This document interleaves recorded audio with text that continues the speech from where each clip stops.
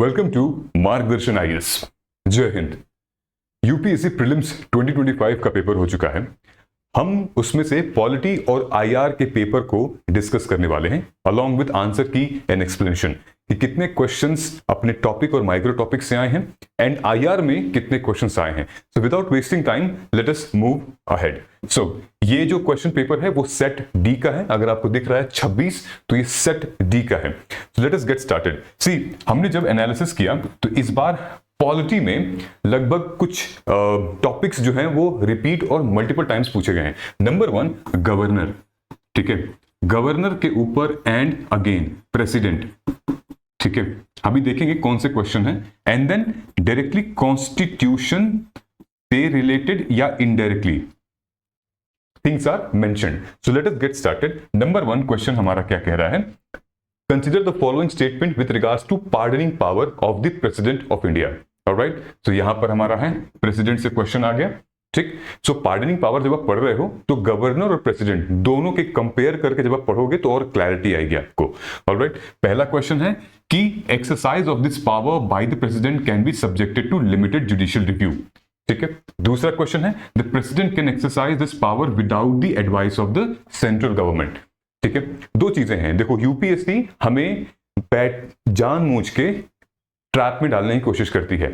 यहां पर ये दे भी सकते थे काउंसिल ऑफ मिनिस्टर, ठीक है। सेकंड स्टेटमेंट में काउंसिल ऑफ मिनिस्टर अगर आप दे देते हैं तो वो क्लियरली आराम से, वैसे भी ये स्टेटमेंट गलत है, ठीक है।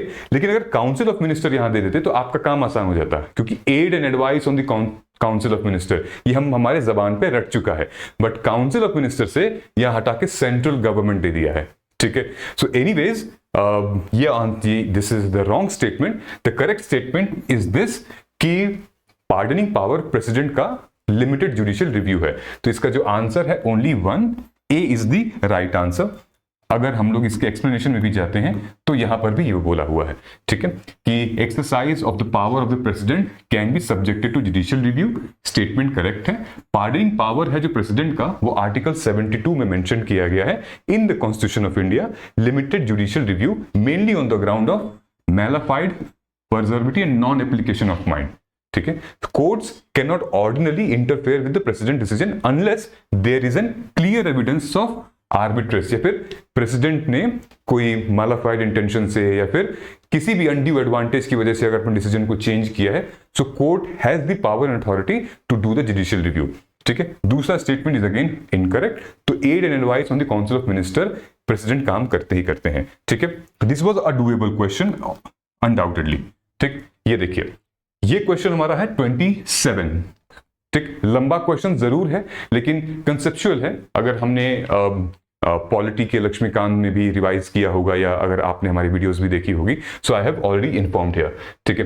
तो नंबर 1 यहां पर स्पीकर की बात हो रही है, ठीक है। सो स्पीकर के ऊपर अगर आप इन तीनों स्टेटमेंट्स को देखोगे, क्वेश्चंस क्या पूछा गया है। Number 1 dissolution of the house of the people, the speaker shall not vacate his house. एक तो इसके फंक्शंस से ऊपर है, ठीक है। स्पीकर का direct function related to the dissolution of the Lok Sabha. दूसरा क्वेश्चन है according to provision of the constitution of India member of house of the people on being elected speaker shall. ये क्या है कि जब कोई भी स्पीकर इलेक्ट होता है तो वो क्या करता है कि अपनी पॉलिटिकल पार्टी को रिजाइन करता है, क्या नहीं करता। तो इसके दूसरे फंक्शन को पूछ लिया। तीसरा क्या है, the speaker of the house of the people may remove from his of resolution pass the house of the people pass by the majority, ठीक है। ये तीसरा स्टेटमेंट है। तो आप यहां देख रहे हो रिमूवल। तो UPSC understand the examiners mindset. So आपको एक बड़े कोर टॉपिक से, स्पीकर से 3 माइक्रो टॉपिक पूछा है। एक डिस्क्वालिफिकेशन का, एक पूछा है कि जब वो स्पीकर, कोई भी एमपी स्पीकर इलेक्ट हो जाता है तो वो क्या अपनी पार्टी वॉलंटरी दे देते हैं, और पहला हमारा है किस चीज पे, हमारा फंक्शन है क्लियरली कि जब अगर लोकसभा डिसॉल्व होगा तो स्पीकर का क्या रोल होगा। ऑलराइट, सो नाउ ये सेम चीज हम लोगों ने स्पेसिफिकली यहां पर पढ़ाई हुई है। मैं क्रेडिट वेडिट नहीं ले रहा हूं लेकिन पढ़ाया हुआ है, और वो भी रिसेंट कई वीडियो में मैंने पढ़ाया हुआ था। और हमारा जो पीवाईक्यू अस्त्रा प्रोग्राम था उसने मैंने गवर्नर और प्रेसिडेंट से रिलेटेड चीजें आपको क्लियरली बोली थी कि ये चीजें पढ़ लेना इससे related, because UPSC can ask 3 different sub topics from 1 topic in one question in the form of 3 different statements, ठीक है। सो अगेन जो इसका राइट आंसर है वो 1 and 3 है। तुम्हें पता है 2 रॉन्ग क्यों है? देखो, आप अगर देखोगे यहां क्या कह रहा है कि संविधान के अकॉर्डिंग, ठीक है, जो मेंबर है लोकसभा का यानी कि एमपी, अगर वो इलेक्ट हुआ है स्पीकर के लिए और मतलब वो स्पीकर के पद पे बैठ रहा है, तो क्या वो अपनी पॉलिटिकल पार्टी इमीडिएटली रिजाइन करेगा? तो कॉन्स्टिट्यूशन में ऐसा कोई प्रोविजन नहीं है कि मतलब इमीडिएटली रिजाइन करेगा, ठीक है। इनफैक्ट आप देखें कि जो ओम बिरला साहब हैं, स्पीकर हैं लोकसभा में, तो वो ऑलरेडी कोटा से एमपी हैं और अभी भी बीजेपी के साथ हैं वो, ठीक है। सो 3 साल से, विच मीन्स कि स्पीकर को यहां पर यह बोला गया है कि आपको इम्पार्शियल रहना है, नहीं ये नहीं करना है कि इमीडिएटली आप रिजाइन कर दे रहे हैं, ठीक है। Rest of the statement is right. अच्छा, यहां पर भी काफी कंफ्यूजन है, हमने देखा है किसी किसी कोचिंग इंस्टीट्यूट्स के आंसर की में, which is they are saying कि ये स्टेटमेंट ठीक है, लेकिन ये स्टेटमेंट गलत है। But this statement is also right because it's talking about the affective majority. Speaker can only be removed by the affective majority. Affective majority क्या होती है कि क्लास में जितने लोग उस टाइम पर प्रेजेंट हैं, ठीक है, वेकेट सीट्स को नहीं। अच्छा, वेकेट सीट्स में कौन कौन सी होनी चाहिए? DDR, एक तो डिस्क्वालिफिकेशन, ठीक है, एक किसी की डेथ हो गई या कोई रिजाइन कर दिया, कौन? MP। DDR, ये DDR याद कर लेना, तो ही इफेक्टिव मेजोरिटी काउंट होगी, अदरवाइज इफेक्टिव मेजोरिटी नहीं काउंट होगी, ठीक है। सो वी ऑल नो, यहां पे मैंने यही पढ़ाया है कि इफेक्टिव मेजोरिटी क्या होती है और एब्सोल्यूट मेजोरिटी क्या होती है, special type 1, special type 2, and यहां पर यही मैंने बताया हुआ था वीडियो में, ठीक है। नाउ नेक्स्ट आते हैं। The next question talks about कि consider the following statement if any question arises as to whether the member of the House of the People has become subject to disqualification under the 10th schedule, the president's decision accordance with the opinion of the Council of Minister। देखिए, president का तो decision, मतलब अगर हम बात करें तो statement दोनों, यहां से स्टेटमेंट अलग है, यहां से स्टेटमेंट अलग है, ठीक है। लेकिन क्या इस स्टेटमेंट का ये सही एक्सप्लेनेशन है? नहीं, ठीक है। मतलब प्रेसिडेंट तो definitely on the opinion of council of advice of the council of minister वो चलता है, लेकिन इस केस में प्रेसिडेंट का नहीं है। हमेशा याद रखिएगा कि 10th शेड्यूल यानी कि एंटी डिफेक्शन लॉ में स्पीकर का बहुत बड़ा रोल होता है, प्रेसिडेंट का रोल नहीं होता है। प्रेसिडेंट का रोल बहुत बाद में आएगा, वहां तक नौबत भी नहीं आती है। तो यहां पर क्या होगा, प्रेसिडेंट की जगह speaker decision in accordance with the opinion of the council of minister, ये करेक्ट है, ठीक है। There is no mention of word political party in the constitution of India. ये हाईली डिबेटेड है, लेकिन when we talk about in the 10th schedule they have been mentioned couple of times. 10th schedule में political party का जिक्र किया गया है, ठीक है। So again the answer should be, मतलब इसका आंसर ये अगर सही है और ये अगर गलत है तो मेरे ख्याल से 2 ओनली ये होगा, इसका होगा। There is no mention of the नहीं, इसका नीदर होगा, ठीक है, क्योंकि दोनों गलत हैं, राइट। सो ये दोनों हमारे इनकरेक्ट दिख रहे हैं यहाँ पे। ये जो स्टेटमेंट मेंशन किया गया इसका सीधा आर्टिकल दिख रहा है कहां पर, ये यानी कि भारत का संविधान आर्टिकल 102 बात करता है डिस्क्वालिफिकेशन ऑफ एन MP, लेकिन 10th शेड्यूल में 10th शेड्यूल के रूल नंबर 6 में बात करता है स्पीकर इन अकॉर्डेंस, स्पीकर का decision in accordance with the union council of minister, ठीक है। नाउ नेक्स्ट में हमने हाँ देखो, इसी से रिलेटेड हमने एक वीडियो भी बनाई थी लगभग 5 दिन पहले प्री से, ठीक है, कि आपको जो एक्सट्रीम वर्ड्स हैं कि constitution defines this, constitution defines that, वो ध्यान से देखना पड़ता है, करना पड़ता है। फॉर एग्जांपल ये 2019 में, 2020 में देन ये क्वेश्चंस बार बार पूछे गए थे कि cabinet defines in the constitution, judicial review provided in the constitution, political justice is defined in the constitution, तो these are not defined in the constitution, ठीक है। तो इन ट्रैप्स पे हमें बचना है, okay. Now there is a big announcement today guys, so even if you are watching this video whenever, so we have launched UPSC mains PYQ Astra for UPSC mains 2025 and 2026. Yes, the mains program is live now. ये इतना powerful programme है, it will give you actually a benefit and sense of relief कि आपके पास अब content की कमी और आपके पास स्ट्रक्चर की कमी नहीं रहेगी मेंस के लिए, क्योंकि हम लोगों ने यहां पर इस तरीके से उसको डिजाइन किया है और ये डिजाइन हमसे, मतलब ये प्रोग्राम लॉन्च करवाया गया है। ये मेरा एक तो ड्रीम प्रोजेक्ट है, छोटा सा प्रोजेक्ट है मेरा। मैं चाहता था इसको ये लॉन्च हो, बहुत ही ज्यादा मेहनत हुई है इसमें, ठीक है। मेंस के पीवाईक्यू अस्त्रा पे पिछले 11 साल के पीवाईक्यूज को हमने इन डेप्थ एनालिसिस किया है 4 लेवल में, ठीक है, 4 लेवल में, 1 2 3 4। और बच्चों का डिमांड था ये, क्योंकि प्रीलिम्स पीवाईक्यू अस्त्रा में हमने काफी अच्छा रिस्पॉन्स दिखा, तो बच्चों ने कहा कि सर आप मेंस के लिए भी आपका प्रोग्राम है क्या पीवाईक्यू अस्त्रा का, तो वहां से इसकी जेनेसिस स्टार्ट हुई। So what you will get in PYQ अस्त्रा, 50+ hours of paper wise thematic recorded lecture मिलेंगे, टॉपिक वाइज पीवाईक्यू डिकोडेड 13 से 24, वो भी मॉडल इंट्रो मॉडल कंक्लूजन के टेम्पलेट्स के साथ, हर एक थीम वाइज टॉपिक वाइज मिलेगा। Contextual insight and answer enrichment framework बोले तो कि आपको रियल टाइम अपडेटेड अपने जो भी हम क्वेश्चन की बॉडी को जब एड्रेस करते हैं तो आर्ग्यूमेंट के साथ साथ हमें डालना पड़ता है सब्सटेंशिएशन योर आंसर एनरिचमेंट, ठीक है। Now interlinking GS paper, GS1 से women empowerment is equally almost overlaps in every GS paper including essay as well. Then urbanization overlaps, land reforms overlaps, and there are many things like governance overlaps, ठीक है, citizen charter overlaps। तो उसके लिए हमने एक interlinking करके topic sort करके आपके लिए एक ऑब्जर्वेशन निकाली है एंड ट्रेंड की ऑब्जर्वेशन है।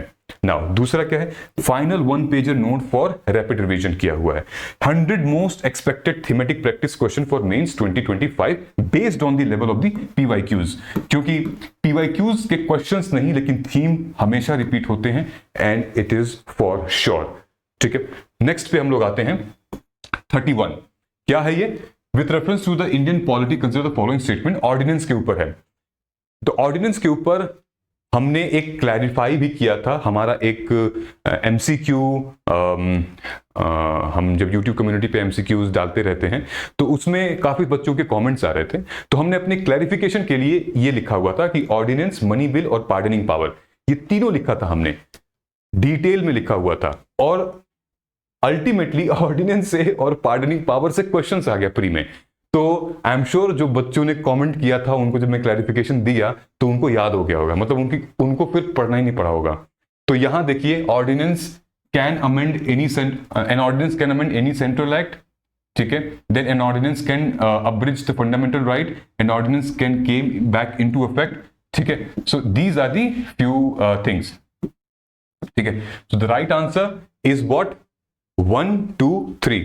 देखो, an ordinance can not abridge a fundamental right, ठीक है, ये तो नहीं, तो 2 रूल आउट हो गया ये, और 2 रूल आउट हो गया एंड 2 रूल आउट हो गया, तो बचता कौन सा, 1 और 3 बचता है। सिंपल सा इसमें एलिमिनेशन टेक्निक था, ये 2 ये 2 ये 2 ये 2 आउट हो गया, तो 1 और 2 3 बचता है। तो an ordinance can amend any central act and then पुराने बैकडेट से भी हम इसको कर सकते हैं, ठीक है। नाउ अब क्या है, ये बहुत सिंपल, बहुत ही सिंपल था एंड ऑलरेडी यूट्यूब पे भी मैंने यहाँ से 2 महीने पहले बताया हुआ था, जब पीवाईक्यू की डिस्कशन कर रहे थे तो मैंने बताया था कि देखो बेटा, क्वेश्चंस तो आएगा, मतलब इस तरीके से अगर आप पढ़ेंगे तो आपका कंसेप्ट क्लियर रहेगा, विच मीन्स ये डीपीएसपी पे मैंने पढ़ा रहा था, मैंने बताया था कि इसके ऑप्शन फिलॉसफी जरूर पढ़ना, ठीक है। तो देखो, fundamental DPSP separation of judiciary from executive, article 50, article fundamental duties में valuing and preserving the rich heritage or composite culture, article 51, and then fundamental right हमारा equality, prohibition of employment, article 14 से article 18 के बीच में, ठीक है। so all 3 इसमें correct होगा। अब हम लोग आते हैं यहाँ पे, consider the following statement, question number 36 के बारे में क्या बात कर रहा है, with reference to the constitution of India, if an area in a state is declared scheduled area, किसी राज्य में कोई एक एरिया जो है वो scheduled area डिक्लेयर कर दिया जाता है, तो वो भी 5th शेड्यूल में, तो क्या होता है, ठीक है। क्या स्टेट गवर्नमेंट अपना एग्जीक्यूटिव पावर लूज कर देगा और सारी की सारी पावर एडमिनिस्ट्रेटिव, लोकल एडमिनिस्ट्रेशन पे चली जाएगी, ठीक है, सुनने में ही अटपटा लगता है। Union government can take over the total administration of such area under certain circumstances on the recommendation of governor. तो क्या है इसका सही जवाब, आइए देखते हैं। पहला थोड़ा अटपटा लग रहा है मेरे को, तो अगर हम पहला रूल आउट कर दें तो 1 और 2 तो रूल आउट हो गया, हमें बचता है बी और सी, ठीक है। And the correct answer here is statement 1 is incorrect and statement 2 is incorrect. यानी कि स्टेटमेंट 1 तो इनकरेक्ट है, which means the union government can take over the total administration for such areas recommendation of the governor. This statement is correct. The fifth schedule does not provide a union government to take over the total administration of scheduled area based on the governor's recommendations. ठीक है, तो government के recommendation से union government, schedule 5 की बात हो रही है, शेड्यूल 5 में ऐसा कोई प्रोविजन नहीं मेंशन किया गया है। ठीक है, now this is absolutely clear. Alright, next हमारा आता है ये। ठीक है, ये डुएबल क्वेश्चन था, मतलब इसको हम ट्रिक से भी सॉल्व कर सकते थे, क्योंकि सबसे पहले which reference to the India consider the following pairs. ठीक है, अब आपको तीसरा पेयर देखो, national centre for trade information, कौन सी मिनिस्ट्री, यहां पर ऑलरेडी है ministry of commerce and industry. ठीक है, अब उसके बाद क्या है कि national automotive board, automotive board, तो क्या हमारा बनता है, ये हमारा हो गया 3, तो ये तो सही है। So automotive board, I think it's Ministry of Micro, Small and Medium Enterprises, and Choir Board is, Automotive Board is Heavy and Choir Board is Ministry of, ये मेरे ख्याल से इसका सही आंसर क्या है, डी, मतलब नन है, मतलब तीनों एक दूसरे से मैच नहीं कर रहे हैं, बिल्कुल मैच नहीं कर रहे हैं। ऑलराइट, सो एब्सोल्युटली, सो सही जवाब इसका ये है कि नंबर 1 जो नेशनल ऑटोमोटिव बोर्ड है वो मिनिस्ट्री ऑफ हेवी इंडस्ट्रीज था, right. Choir board is ministry of micro, small and medium industry, and the national centre for trade जो मैंने आपको बताया था। ऑलराइट, तो ये एलिमिनेशन से हो गया। नाउ दूसरा क्या है, consider the following subject with the constitution of India. इस ये कह रहा है कि जब कॉन्स्टिट्यूशनल अमेंडमेंट एक्ट होता है, ठीक है, with respect to these things, तो स्टेट लेजिस्लेचर में इनमें से किस में रेटिफिकेशन की जरूरत होती है। ठीक है, ये जो क्वेश्चन था ये लॉजिक बेस्ड क्वेश्चन था, मतलब कंसेप्ट तो है ही, लॉजिक भी था। क्या कह रहा है, लिस्ट 1 में, यूनियन लिस्ट 1 7th शेड्यूल पे अगर अमेंडमेंट होगा, कॉन्स्टिट्यूशनल अमेंडमेंट होगा, तो स्टेट की रेटिफिकेशन जाएगी, बिल्कुल जाएगी। उसके बाद extent of the executive power of the state, अब जब स्टेट की ही बात हो रही है तो क्यों नहीं स्टेट लगेंगे भाई, वहां तो रेटिफिकेशन लगेगी। यहां क्या कह रहा है, conditions of the governors office, यहां पे स्टेट की रेटिफिकेशन नहीं लगेगी, क्योंकि आपको पता है गवर्नर सेंट्रल गवर्नमेंट के अपॉइंट किए हुए उनके ही लोग रहते हैं, तो वहां पर इनकी जरूरत नहीं पड़ेगी। ठीक है, this is the wrong statement, 1 and 2 is the right. अगर आप चाहें तो एक्सप्लेनेशन देख सकते हैं।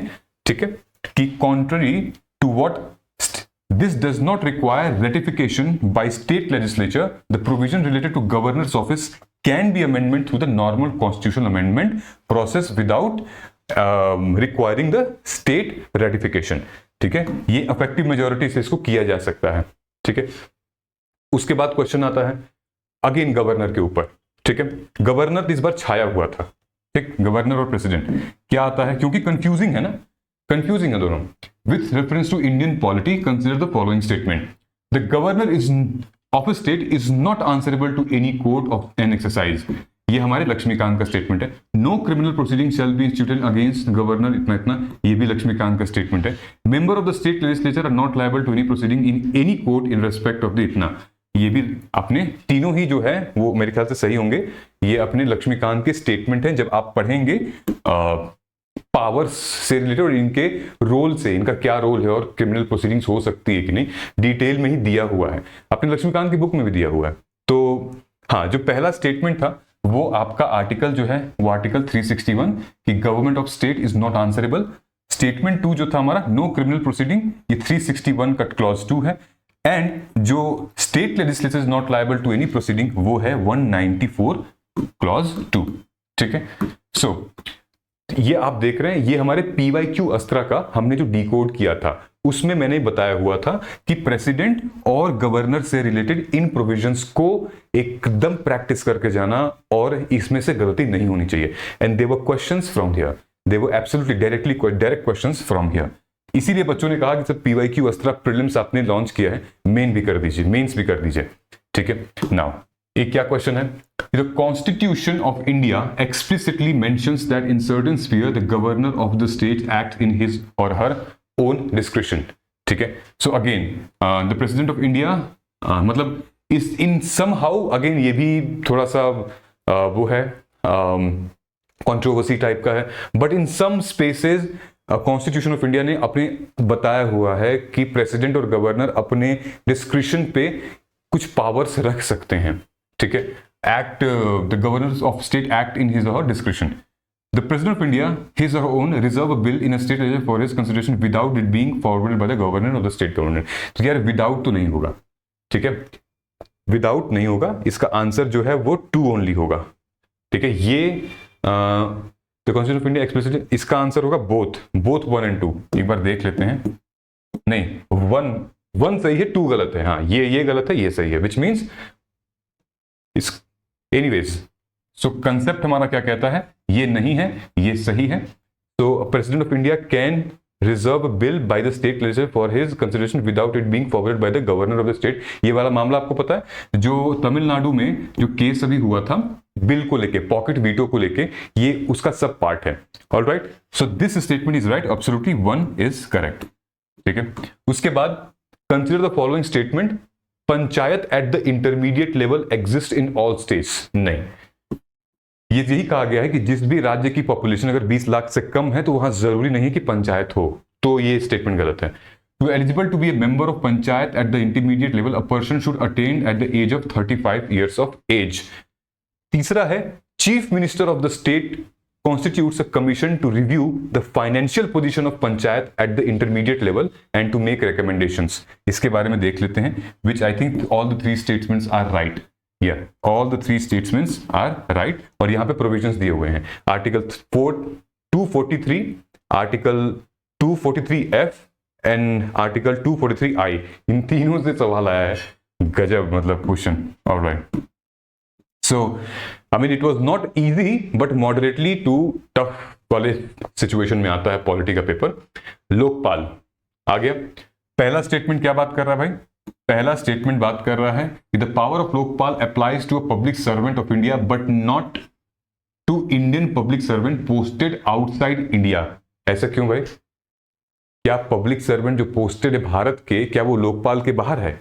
नहीं ना भाई, पब्लिक सर्वेंट के करप्शन के बेसिस पर ही तो ये सारी लोकपाल का बिल पास हुआ था। तो अगर कोई फलाने एम्बेसडर बाहर हैं और वहां पे करप्शन चल रहा है उनका बड़े से, तो क्या वो लोकपाल के एम्बिट में नहीं आएंगे? बिल्कुल आएंगे। तो ये गलत है। द चेयरपर्सन और member shall not be a member of parliament और member of legislature. Chief justice of India, the chairperson of a member shall not be a person of less than 45 years of age. ये थोड़ा सा पता नहीं, ये विवादित है। And Lokpal cannot inquire into his allegations of corruption against the sitting Prime Minister of India। ये एक एक्सेप्शन है इसका, ठीक है। सो वैसे हमें तो ये मतलब ये थोड़ा सा डिबेटेबल है। आंसर जो है इसका होना चाहिए none of the above, but मैंने ये कहीं सुना है कि कोई नया अमेंडमेंट आया है जिसके बेसिस पे ये 45 ईयर्स ऑफ एज है वो बढ़ा दी गई है। तो आई एम नॉट श्योर कि इसका 3 ओनली होगा या डी होगा। So again let's see what UPSC अपने आंसर की में वो अपनी बात रखती है, ठीक है। तो वैसे तो मैंने तो लिखा हुआ है ए, ठीक है, कि चलो अगर नहीं हुआ तो ए है, लेकिन मुझे लगता है कि कहीं तो हमने सुना है कि एज बढ़ाई गई है लोकपाल से related. So these are the statements. आपको जब पीडीएफ मिलेगी हमारे वेबसाइट पे तो आप इसको जाके पढ़ लीजिएगा डिटेल में एक्सप्लेनेशंस के साथ। Alright, now international relations for prelims 2025। देखो, शुरू करने से मैं आपको पहले बता देता हूं, इंटरनेशनल रिलेशंस में 80% क्वेश्चंस जो हैं वो देखो 14-15 क्वेश्चंस आए थे पॉलिटी के और आईआर के आए थे लगभग 6 क्वेश्चंस। इन 6 क्वेश्चंस में से 4 क्वेश्चंस ऐसे हैं जो कि क्या कहते हैं उसको, ऑर्गेनाइजेशन है, इंटरनेशनल ऑर्गेनाइजेशन पे बेस्ड है। ऑलराइट, और इंटरनेशनल ऑर्गेनाइजेशन पे हमने ऑलरेडी पीवाईक्यू अस्त्रा में ये पूरी लिस्ट शेयर की थी कि इसको तुम अगर पढ़ो, और रिपीटेड था, सिर्फ पीवाईक्यू अस्त्रा, उसके साथ साथ हमने कंटेंट भी दिया था इसका कि देखो ये कंटेंट है। जब आप देखोगे तो बिम्स्टेक से क्वेश्चन आया है, ठीक है, तो हमने ये दिया था। और ये क्या है, प्रेडिक्शन बाय सिद्धार्थ भैया based on 10 years of in-depth PYQ analysis. ये मैंने प्रेडिक्शन किया था। प्रेडिक्शन क्या थी इसमें? नंबर 1, एक तो ये India's bilateral and regional agreements, quad, SCO, BIMSTEC, यहां से क्वेश्चन फंस सकते हैं। देन उसके बाद हमारा है ये BRICS, international organisation and India's contribution, ये ब्रिक्स से आया था। उसके बाद फिर हमारा है देयर वाज वन मोर, तो यहां पे ये देखिए, हाँ, BIMSTEC, BRICS, BIMSTEC and NATO, ठीक है। और जो क्वेश्चन जो यहां पे मेंशन किया गया है वो उनके स्टैटिक पोर्शन से, वो उनके फाउंडिंग पोजीशन से। फॉर एग्जांपल ये देखते हैं, ये क्या है कि INSTC, multi modal transport corridor, connect कहां से कहां करता है? आप कहेंगे सेंट्रल एशिया से यूरोप कनेक्ट करता है, ये है वो, ठीक है। ये सेंट्रल एशिया से फटाफट इधर जाएगा, बंदर अब्बास, अजरबैजान, फिर उसके बाद सेंट पीटर्सबर्ग, बाल्टिक सी, नॉर्थ सी, और ये मेडिटेरेनियन सी होते हुए यहां तक आ जाएगा, ठीक है। उसके बाद क्या क्वेश्चन है हमारा? उसके बाद है with respect to the following statement, international bank for reconstruction and development. ये बड़ा एक मतलब फनी क्वेश्चन। फनी क्या था इसमें? देखिए, आपको एलिमिनेट कैसे करना है, ये क्वेश्चन दूसरा ऑप्शन देखिएगा, ये बोल रहा है कि IBRD it work single handedly to help developing countries to reduce poverty. इतना बड़ा हो गया है IBRD कि सिंगल हैंडेडली रिड्यूस कर दे रहा है, किसी भी कंट्री की पॉवर्टी को हेल्प करने में रिड्यूस कर रहा है। तो अपने आप में ये स्टेटमेंट जो थोड़ा सा लग रहा था, डाउटफुल लग रहा था, ठीक है। उसके बाद यानी कि जिसमें 2 था, तो 2 इसमें था, 2 इसमें था, 1 और 2 इसमें था। मेरे ख्याल से C है क्या answer? C is the right answer. देखिए, डायरेक्टली एलिमिनेट कर दिए, डायरेक्टली, ठीक है, बिना पढ़े पहले क्वेश्चन। क्या है question? It provides loans and guarantee to middle income countries, very good. It was established to help Europe rebuild world war 2, चलेगा। उसके बाद आते हैं, ये स्टेटमेंट था, ये आप डिटेल में इसको पढ़िएगा, ठीक है। अब बिम्स्टेक के ऊपर क्या था? बिम्स्टेक के ऊपर इन लोगों ने पूछा है कि regional organisation consisting of 7 member states till January 2025 it came into existence with the signing of Dhaka declaration, और Bangladesh, India, Sri Lanka, Thailand, Nepal are the founding member of BIMSTEC. In BIMSTEC the sub sector of tourism is being led by the India, ठीक है। And the right answer is D which is 1 only, ठीक है। 1 मतलब ये वाला, बाकी सारा इनकरेक्ट है। तो इसका कहने का मतलब है, in BIMSTEC the sector of tourism is being led by India, the statement is incorrect, while it's been actually led by the Thailand, ठीक है। और पहला स्टेटमेंट क्या था? रीजनल, तो रीजनल वाला स्टेटमेंट करेक्ट है कि bay of Bengal initiative for multi sectoral technical and economic cooperation is a regional organisation comprising 7 members. दूसरा क्या है? It came into existing Dhaka declaration in 1999, incorrect. BIMSTEC was indeed established through the Bangkok declaration at June 6, 1997, ठीक है। तो अगर इस note पे हम जाएं तो ये देखो लिखा हुआ है, bay of Bengal initiative for multi इतना इतना, फाउंडेड एट इतना, ठीक है, ठीक है, ढाका डिक्लेरेशन। अब आते हैं अपने कंसिडर द फॉलोइंग पेयर। इसमें तो सारे ही सही थे कि इंटरनेशनल ईयर ऑफ वुमेन ये है, इंटरनेशनल ईयर ऑफ सस्टेनेबल ये है, इंटरनेशनल सेम है चारों का। तो इस the answer was 1 2 3 like D, ठीक है, all the 4s are correct, ठीक है। उसके बाद हम लोग आगे आते हैं, consider the following statement with the BRICS. क्या है? 16th BRICS summit was held under the chairship of Russia in Kazan. उसके बाद Indonesia has become the full member of BRICS. The theme of the 16th BRICS summit was strengthening multi culturalism for just global development and security. The right answer is A, यानी कि 1 and 2। The summit of 16 BRICS summit was strengthening multi culturalism की जगह multi लेटरलिज्म होगा ना यहाँ पे, तो multi culture multilateralism बहुत फर्क हो जाता है, ठीक है। सो ये ट्रैप किया गया था और ये इतना पावरफुल ट्रैप है कि मतलब जल्दी नहीं समझ में आ पाएगा। So again it's a tricky, very tricky question, specifically per se with the options, okay. Now last question is consider the following countries, how many of the above member are the, मतलब मेंबर्स हैं NATO के, ठीक है। Austria, Bulgaria, Croatia, Serbia, Sweden and North Macedonia. So the correct answer is B only. B बोले तो only 4, ठीक है, which means Bulgaria, Croatia, North Macedonia and Sweden, और 12 फाउंडिंग मेंबर्स बाद में यहाँ पे ऐड हुए थे, ठीक है। ये हो गया, ये हो गया, ओके। स्पेसिफिकली अगर हम बात करें, जो 3 इंटरनेशनल ऑर्गेनाइजेशन है, इस बार प्लेसेस इन न्यूज से क्वेश्चंस थे ही नहीं, मतलब एक क्वेश्चन, 1-2 क्वेश्चन थे मेरे ख्याल से, लेकिन हमारे जो इंटरनेशनल ऑर्गेनाइजेशंस थे उनसे काफी क्वेश्चंस पूछे गए थे। So what does it mean? क्या हम अगले साल फिर से पढ़ें? पढ़ना तो है और प्लेसेस इन न्यूज भी हमें कवर करना है। दैट डजंट मीन कि इस बार अगर पूछ दिया है बिम्स्टेक एंड ब्रिक्स तो अगली बार भी इंटरनेशनल ऑर्गेनाइजेशन से क्वेश्चंस पूछता रहेगा। बट यस, हमें हमें उन पे क्या पूछना है। जैसे आपने देखा कि अगर बिम्स्टेक है या ब्रिक्स है या फिर अगर नेटो है तो उसके फाउंडिंग मतलब स्टैटिक पोर्शन से क्वेश्चंस पूछे जा रहे हैं, उनके ऑब्जेक्टिव से, फाउंडिंग मेंबर से, किस डिक्लेरेशन से वो हुआ था, स्टैटिक पोर्शन से क्वेश्चंस पूछे जा रहे हैं इसके। ठीक है, सो आई होप कि चीजें थोड़ी समझ में आई होंगी। Now it's up to you that how you are preparing, how you are shaping your 2026 preparation or your mains preparation.